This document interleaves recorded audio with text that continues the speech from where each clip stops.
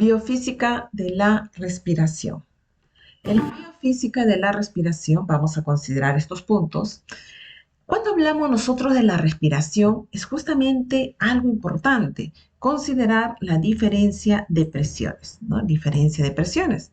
Cuando nosotros nos vamos de paseo a lugares altos, ¿no? De 3.000, 4.000 metros sobre el nivel del mar, cada vez la presión va a ser menor, va a ser menor, va a ser pequeña. Entonces, la diferencia de presión del exterior y del interior del cuerpo va a ser cada vez menor. Es por eso que el oxígeno tiene mucha dificultad para ingresar. Por ende, nos va a dar dolor de cabeza, el famoso soroche. ¿Quiénes ejercen la presión? Pues sí hemos visto, ¿no? Lo que es, por ejemplo, aquí es muy importante la elasticidad, ¿no? Las paredes capilares, quienes van a ejercer esa presión, miren, acá está ejerciendo presión para que pueda darse la circulación, en este caso, de líquidos y de gases.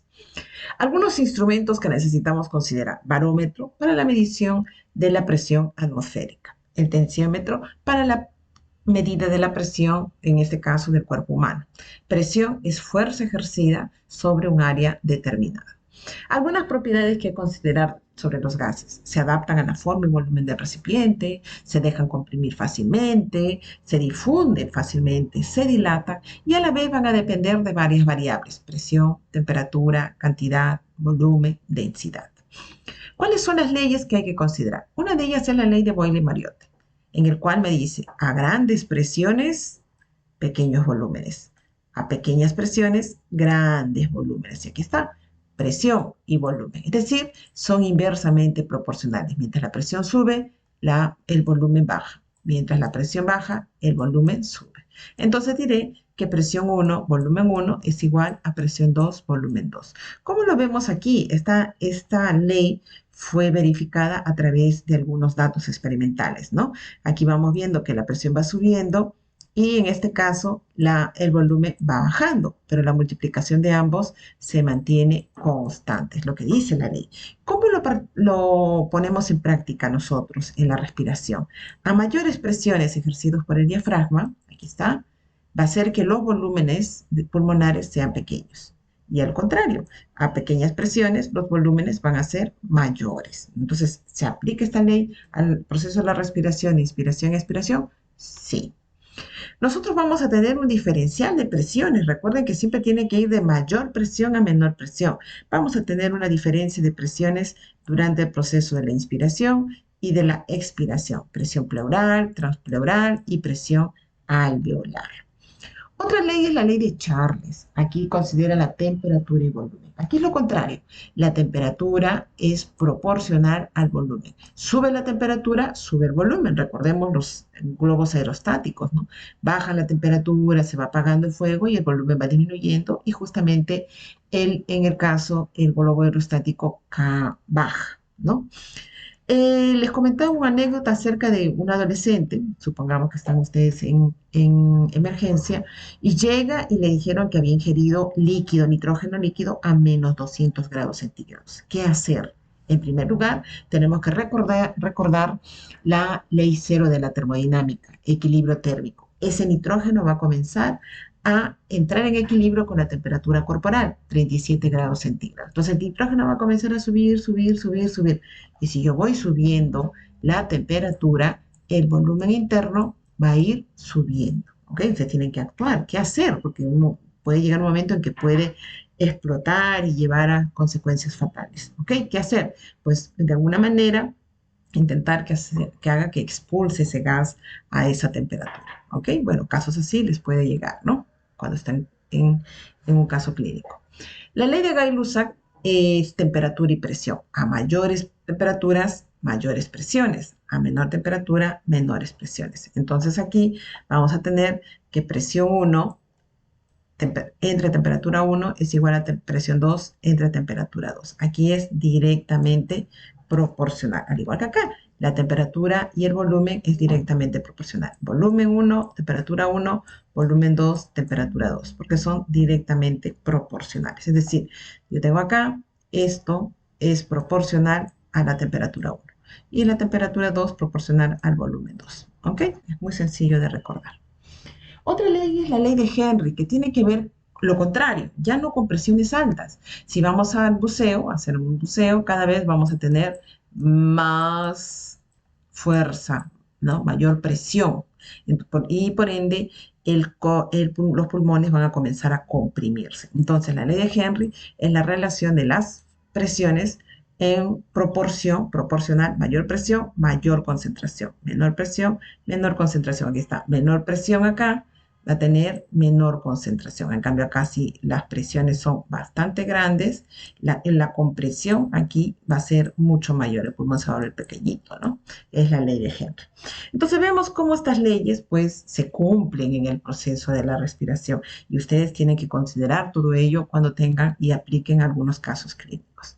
Aquí les dejo algunos ejemplos para que ustedes practiquen para el examen, para la evaluación del curso. ¿Ok? Practiquen y pongan en práctica cada una de las leyes. En el proceso de la respiración vamos a tener, supongamos, un individuo de 70 kilogramos de peso con una frecuencia cardíaca entre 12 a 15 ciclos por minuto. Va a tener un volumen corriente, es decir, en estado de reposo, de 500 a 600 mililitros.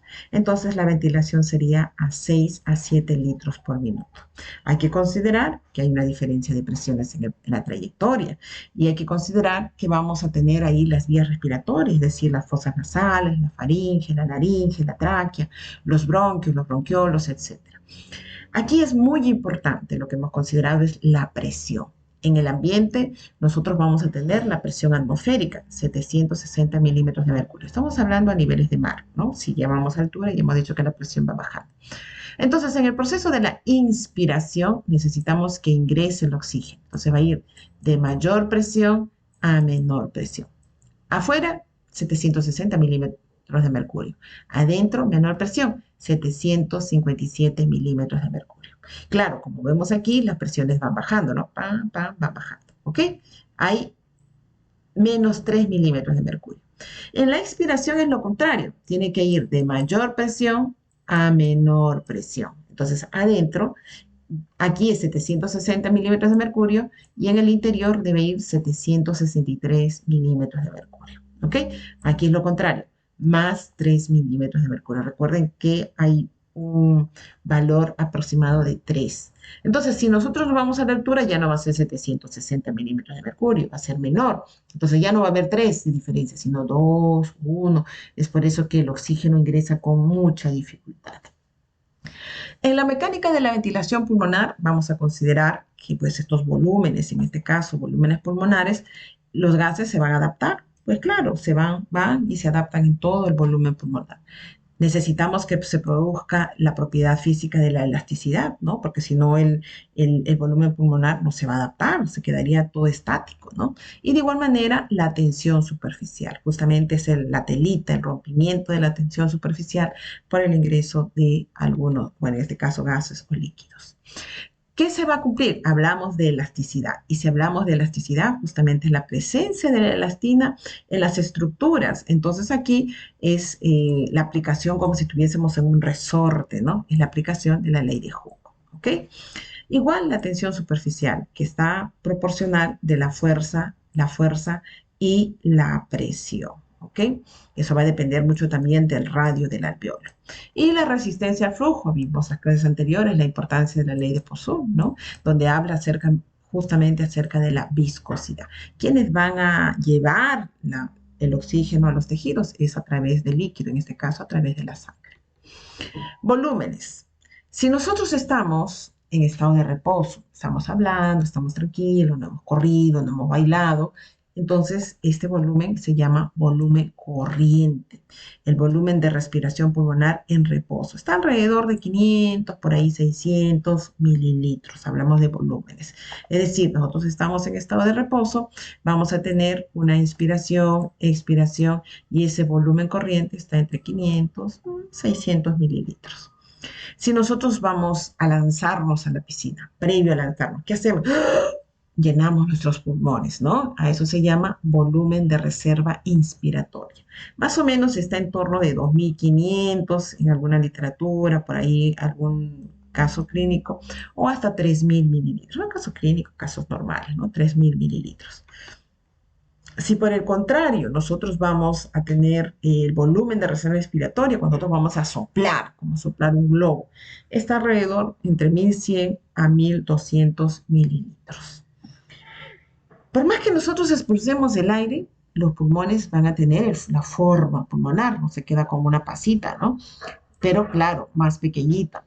Eso se llama volumen residual, alrededor de 1200 mililitros. Es el que le da la forma a los pulmones, ¿ok? Ese es el, aquí dice, da la forma a los pulmones.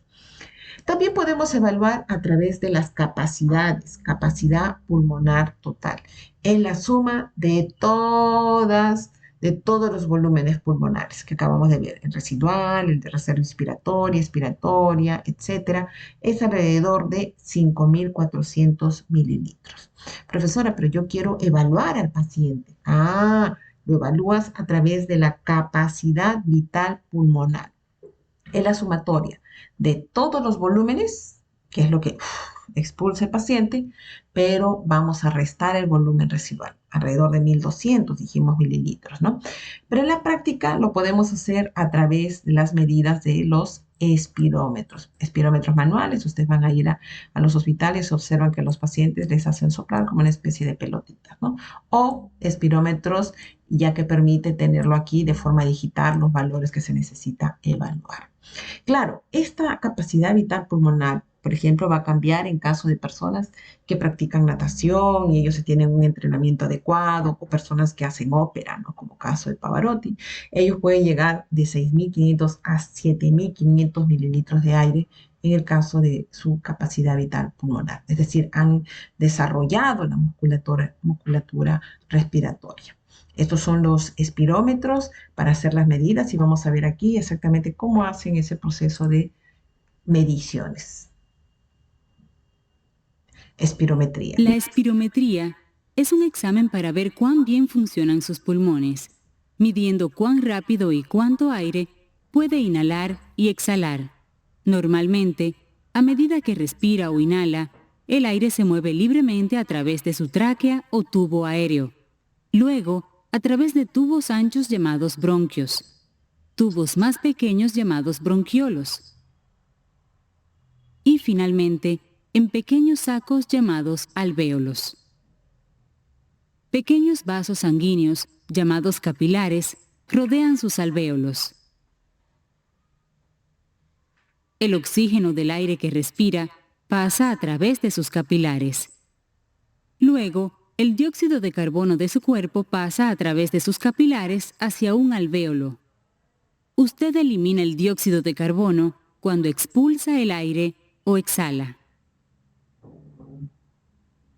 Enfermedades como el asma, la bronquitis y la fibrosis pulmonar estrechan sus bronquiolos, reduciendo la cantidad de aire que va hacia sus pulmones.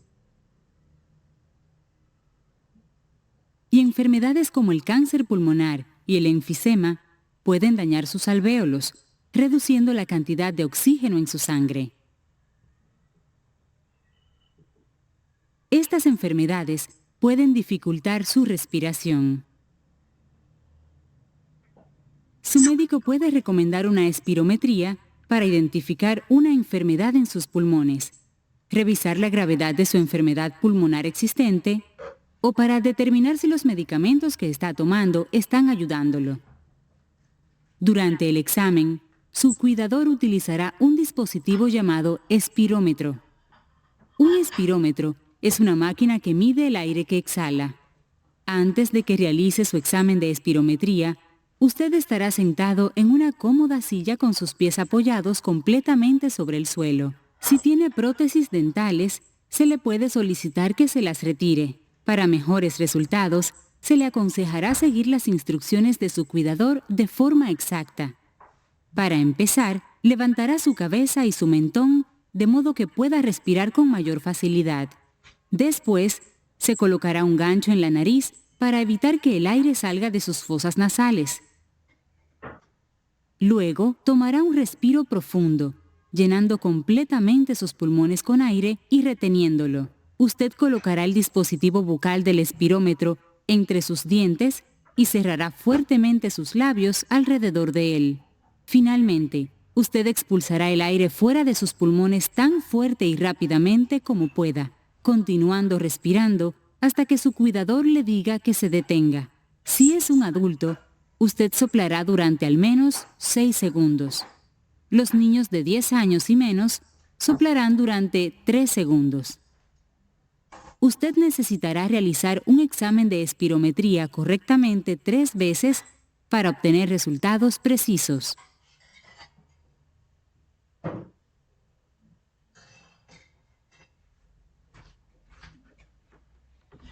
Muy bien, hemos visto cómo es el proceso para hacer las evaluaciones de las capacidades vitales pulmonares. Hemos visto para hacer evaluaciones de algunos tipos de enfermedades, ¿no?, asociados a la respiración y a los pulmones. Capacidad inspiratoria es el volumen de ventilación pulmonar en reposo y el volumen de reserva respiratoria, es la sumatoria de los dos volúmenes. Como ya hemos dicho, la inspiratoria es cuando hacemos el llenado de los pulmones previo a lanzarnos a la piscina.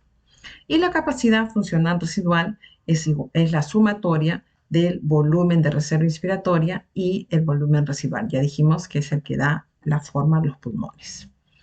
¿Cómo se da la difusión de los gases respiratorios? Nosotros estamos compuestos, ya dijimos, de 400 a 500 millones de alveolos y los bebés alrededor de 200 millones de alveolos. Si nosotros estiramos esto, ocuparía una superficie de 80 metros cuadrados. Imagínense qué grande, ¿no? Entonces, los gases alveolares están compuestos pues, de oxígeno, CO2 y nitrógeno. De igual manera, en proporciones la sangre venosa, en el extremo capilar pulmonar, en la sangre arterial, etc. Entonces, vamos a tener esas proporciones. Aquí nosotros tenemos que considerar justamente cómo se da la difusión del oxígeno y del dióxido de carbono. Aquí vamos a considerar que tenemos una membrana de un diámetro de 0.6 micras, que va a depender obviamente de una capa de líquido, epitelio alveolar, una membrana basal epitelial, etc. El grosor de la membrana es algo muy importante porque justamente este grosor va a ser inversamente proporcional a la difusión de gases. Este grosor de la membrana podría, por ejemplo, variar, ¿no?, tener un mayor diámetro en el caso de que tuviese, por ejemplo, líquidos en su interior, ¿no? Y esto va a disminuir la difusión. Es tan importante esta membrana respiratoria en los alveolos, es por ahí por donde van a atravesarse, en este caso, el oxígeno. El coeficiente de difusión va a ser igual a la solubilidad del gas entre el peso molecular. Este coeficiente de difusión es inversamente proporcional al peso molecular. Entonces, si nosotros tenemos en el gas, por ejemplo, componentes con pesos moleculares grandes, como el caso, por ejemplo, estar en una minería donde hay mucha contaminación, la difusión va a ir alterándose, ¿no? Es por eso que comienzan ellos a tener problemas respiratorios. ¿Cómo va a darse el ingreso del oxígeno? Justamente el ingreso del oxígeno se va a dar por una por una diferencia de presiones. El oxígeno se va a difundir justamente de los alveolos a las sangres pulmonares y esto luego a los tejidos periféricos. Es decir, en los alveolos vamos a tener una presión alrededor de 104 milímetros de mercurio. Entonces, este 104 milímetros de mercurio es el 98% y el otro 2% es la que va a venir a través de la aorta. La sumatoria de estos dos vamos a tener al 100% un 95 milímetros de mercurio. Esta sumatoria le llamamos como flujo de derivación. De 95 milímetros de mercurio para pasar a los tejidos, porque aquí estamos pasando ya, ¿no?, para pasar a los tejidos periféricos, cae a 40 milímetros de mercurio. Entonces vemos cómo las presiones van a ir de mayores presiones a menores presiones, porque finalmente queremos que lleguen pues a los tejidos periféricos, a las células, ¿no? Y en caso contrario, el CO2 va a ser ahora el recorrido inverso. Solo que vamos a observar aquí que en los tejidos van a tener una presión de 45 milímetros de mercurio y para que regrese al torrente sanguíneo y luego a los alveolos, miren la diferencia de presión. De 45 a 40 es bastante pequeño. ¿Y esto es por qué? Porque el CO2 es 20 veces más rápido que el oxígeno. Entonces no necesita mucha diferencia de presión para poder trasladarse, ¿no? En este caso va a haber un transporte o salida del CO2. Algunas investigaciones aquí, por ejemplo, han hecho evaluaciones de volúmenes y capacidades pulmonares en pacientes bariátricos, ¿no? Por hipoventilación, por ejemplo, o ustedes pueden hacer para casos especiales, personas que han sufrido, que han tenido COVID, o personas adultas o niños, cuál es la diferencia, etcétera. Otra investigación han hecho la determinación de valores de referencia para volúmenes pulmonares en escolares y adolescentes. Y sus compañeros de ciclos anteriores hicieron este trabajo de investigación que se convirtió luego en una publicación. Es la evaluación de la capacidad pulmonar en función del volumen corriente en estudiantes universitarios durante la pandemia. Es decir, aquí hicieron una serie de evaluaciones en función a datos y encuestas a un número de estudiantes con el uso de si tuvieron una infección respiratoria, asmas, si eran fumadores, si tenían actividad física. Hicieron una serie de evaluaciones que llevó a un trabajo muy interesante que fue publicado. Bueno, si tienen alguna pregunta, ahí les dejo mis datos.